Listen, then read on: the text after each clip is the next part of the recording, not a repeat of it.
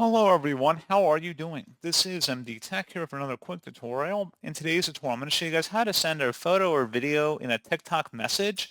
So this should hopefully be a pretty straightforward process here, guys. And without further ado, let's go ahead and jump right into it. Do want to point out that when you upload this, it's still visible. It's not like it's a private message necessarily because the video file still shows up on your profile. So just keep that in mind. So all you have to do is select the upload option. So we're going to go ahead and upload media to our TikTok account.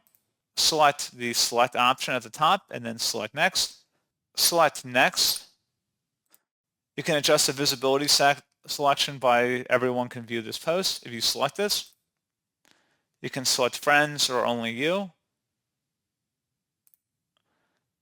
And then if you select share to, click on that. You can select either text or Facebook, and then you would select post. And then once you have it posted, you have the ability to then even share it further, again, by selecting the little share icon next to the post. And that's pretty much all you would have to do. So pretty straightforward process, guys. And as always, thank you for watching. I do hope I was able to help you out, and I do look forward to catching you all in the next tutorial. Goodbye.